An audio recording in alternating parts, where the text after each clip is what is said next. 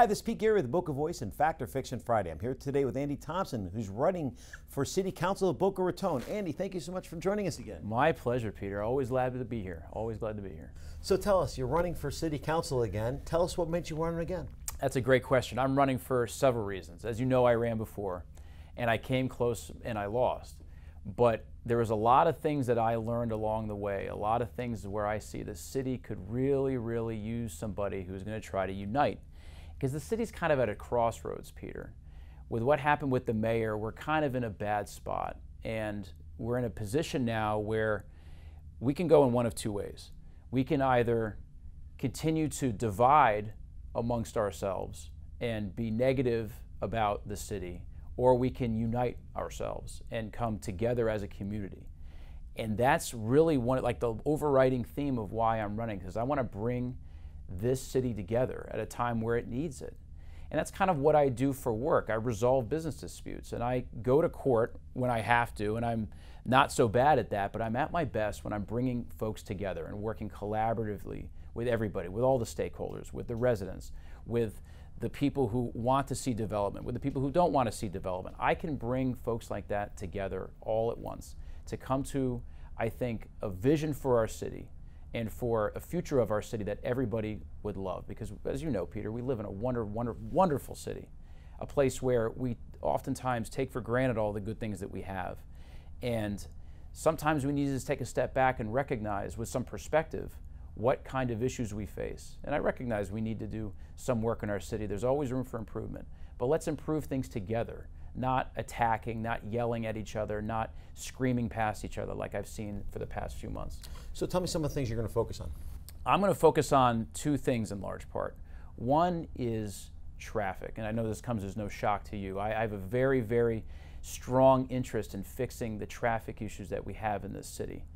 Development's one of those things where whether you like the buildings that go up or you don't, or you think they're too big or they're not, one thing that has an impact on people's lives, everyday lives, and this is true for everybody, is the traffic and what kind of increased cars we have on our road.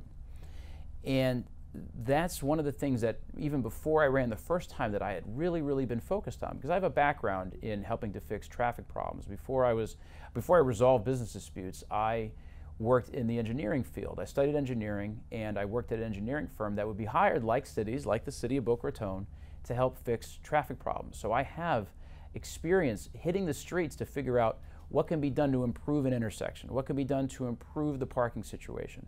All of those things are things that we need in our city. We've had a lot of changes in the last 5 or 10 years, and one increase that we have seen in the city is increased traffic. So let's fix that. And let's put in place somebody who has experience fixing that. That's what I want to do. I spent the last year or so with your help putting together ideas for various intersections and various problems throughout town. People would write to me and say, Andy, I have a terrible delay every time I'm at Palmetto and Military. So what did we do? We went out and we looked at that particular intersection. We identified one situation that could really improve things. And we did that for intersections all around town. We looked at problem areas all around town and provided solutions for them. I sit on what used to be called the Palm Beach County Metropolitan Planning Organization, which is now the Transportation Planning Agency. It's the agency that funds transportation improvements all throughout the county, including here in Boca. So I've been giving these ideas to the folks of the county, and for that matter, the folks in the city, for the last year. Some are getting worked on, some haven't, but that's government, unfortunately. It doesn't immediately, changes don't happen immediately. And I've also been able to hear from folks, not just individually, though I have had the benefit of people reaching out to me and say, hey, take a look at this intersection, what do you think?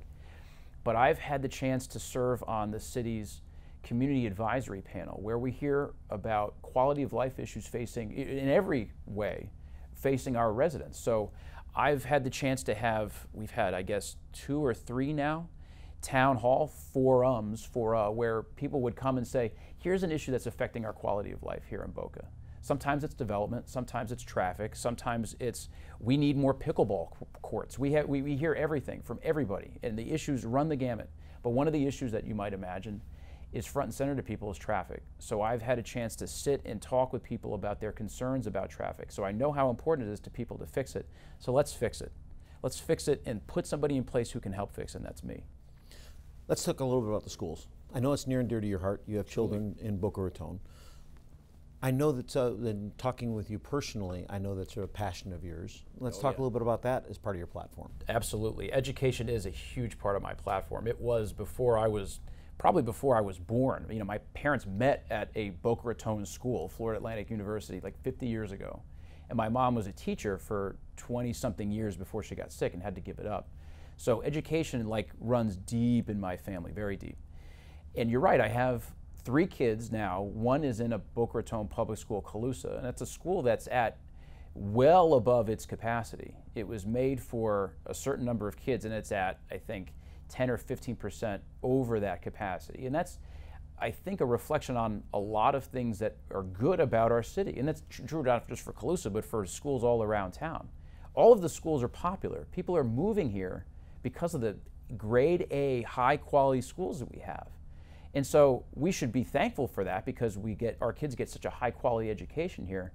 But there's some room for improvement there because I don't think anybody thinks that having a school packed to capacity or beyond is the best situation for our kids, and it's not. So here's what I hope to do. I have had the blessing of serving as the vice chair of the city's education task force. And our job here in Boca for this task force is to review, hear input, and provide recommendations about school capacity, school construction, school renovation, and school security as it relates to new school construction. So I've been hearing from residents now for 4 or 5 months, and they are very vocal about these things because they value the education that we get in our Boca Raton public schools, and they want to keep it that way, and in fact they want to see it improved. So one of the things that the city can do on that front, and of course setting aside the fact that there's a Palm Beach County school district whose job it is to determine what gets taught in schools and that kind of thing, but the city plays a very integral role in this, and we've seen this just in the past few months. When there was discussion to where to rebuild Addison Meisner School, one of the best schools around. Everybody in the area knows about Addison Meisner. That's how good the education is there. There was a debate of where that school should be rebuilt. It's an older school, the building is. And so there was discussion of having it potentially built on its current spot or in a park or in some other third area. But the city was able to figure out a solution to this problem, this potential problem of where to put these kids while the school was being rebuilt. And here is their solution. Their solution was to find land to build a new school, city land, to give it to the school district, for them to build a new elementary and potentially a new middle school on that site. And that's what's happening. They've named the school, at least for the moment, 05C, and that's going to be built on Military Trail near Don Estridge Middle. Okay. That's where the students from Addison Meisner, once that school is built, which I'm told will take between 12 and 18 months, starting pretty soon, the Addison Meisner kids will go there. The new Addison Meisner school will be rebuilt at its current location, and then the students that had been going to 05C will return to Addison Meisner. And then 05C, whatever its name ends up being, will draw from all of the overcapacity elementary schools throughout town, including Calusa, which is one of its closest ones. This is all something that was done at the city level through the hard work of our city. That's the kind of thing that our parents care about. That's the kind of thing that our residents have come to me saying that they want to focus on. But we're not hearing all of that. You know, if you listen to a lot of the rhetoric around town, you don't hear of a lot of the good things that are happening like that. And that's what we do need to hear. I think the citizens of Boca Raton need to hear some more of the good things that are happening at the city council level. And I think that the city council, even our current city council, and I mean, there's some debate back and forth, and I think that once a city council member is elected, no matter what things happen in an election, no matter what happens, once they're elected, and I've said this in multiple elections, once the city council is elected, you have to support them, okay? We need to get behind them and give them all the support that they need to make sure that they succeed. That's who the people elected. That's who we need to give their support to make sure that they have every tool they needed to give the city at that point all that they need to get the support they need to do their job.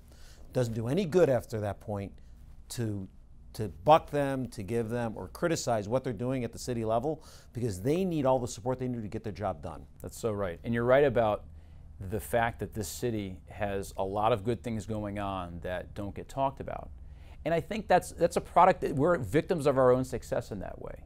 Because think about it this way, like the city of Boca is, relative to our neighbors, very wealthy, very popular. We have great schools, we have great parks, we have great beaches. Everybody knows this, but it's, I suppose, easy to overlook that. Because, you know, and here's one point that I'm always reminded of, and that is that our neighbors, Boca, our neighbors of Delray, Boynton, there are neighborhoods and communities near us that are facing problems like sober home epidemic.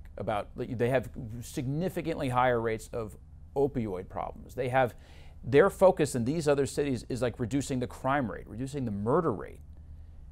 In Boca, though, our greatest issue, the one that dominates discussion, has to do with a year or so ago, it was whether to put a high-end restaurant or a park at a intracoastal, on a piece of land on the intracoastal. Now it's whether, how to address the popular schools that we have. And so I guess my point with all this is saying that there are cities near us that are facing much bigger problems. And we need to not lose sight of the fact of how good we have it here. We need to check our priorities. We need to check our priorities and, you know, maybe spend a few moments being thankful for all that we have. It's easy to overlook the good stuff because we come to take it for granted. But I'm not that guy. I thank God every day for the good things that we have in life. And that includes a great chance to educate our kids, a great place to take our kids, to a safe place to take them to play. The chance that we have to live near the beach. You know, this is not true for everybody. Listen, we live in a world-class city. I've said it how many times? Truly, truly. And I guess it wouldn't hurt for people to focus on that a little bit more. You start focusing on the good that you have. You start realizing that the problems that we have, and look, this isn't heaven. It's not perfect. There's always room for improvement. Sure. I want to improve things.